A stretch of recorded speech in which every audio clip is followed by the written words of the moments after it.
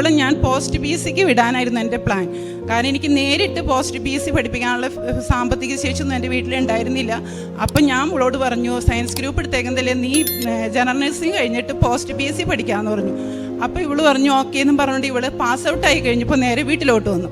വീട്ടിൽ വന്ന് ഒരു ദിവസം കുടുംബ പ്രാർത്ഥന എത്തിക്കുന്ന സമയത്ത് ഇവളെ എന്നോട് പറയാം, അമ്മച്ചി എനിക്ക് ഒരു IELTS എഴുതാനായിട്ട് ഒരു അവസരം തരുമെന്ന് വെച്ചു. അപ്പം ഞാൻ ഇവളുടെ അടുത്ത് പറഞ്ഞു, അമ്മച്ചിയുടെ കയ്യിൽ ഇപ്പോൾ പൈസയൊന്നുമില്ല, ഇപ്പോൾ നമുക്ക് ഭയങ്കര ബുദ്ധിമുട്ടല്ലേ, പൈസയൊന്നുമില്ലല്ലോ, അത് വേണോ ജിസ്മരി എന്ന് വെച്ചാൽ. അപ്പോൾ ഇവൾ എൻ്റെ അടുത്ത് പറഞ്ഞു, അമ്മച്ചി ഒരു അവസരം എനിക്ക് തരാൻ പറഞ്ഞു. അപ്പം ഞാൻ പറഞ്ഞു നോക്കട്ടെ, ഞാൻ പ്രാർത്ഥിക്കട്ടെ എന്ന് പറഞ്ഞു.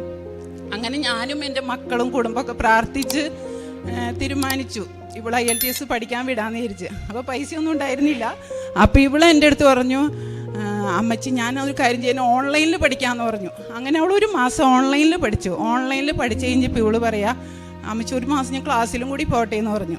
അപ്പോൾ പിന്നെ ഞാൻ പറഞ്ഞു ശരി നീ പൊക്കോളാൻ പറഞ്ഞു. കാരണം പോസ്റ്റ് പി സിയുടെ ക്ലാസ് തുടങ്ങുന്നത് ഒക്ടോബറിലാണ്. അപ്പോൾ ആ ബ്രേക്ക് ടൈമിൽ പോയാൽ പോയി കിട്ടിയാൽ കിട്ടി എന്നുള്ള രീതിയിലാണ് ഞാൻ ഇവളെ BSc ഈ IELTSന് വിട്ടത്.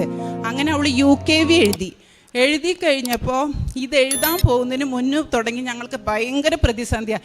എല്ലാവരും കളിയാക്കാൻ തുടങ്ങി. എന്നുവെച്ചാൽ പരിഹാസത്തിൻ്റെ ഒരു മുൾമുനയില. സാധാരണ സ്കൂളിൽ പഠിച്ച് ഇവിടെ എങ്ങനെ IELTS പാസ്സാവും എന്ന് പറഞ്ഞിട്ട് എല്ലാവരും കളിയാക്കി.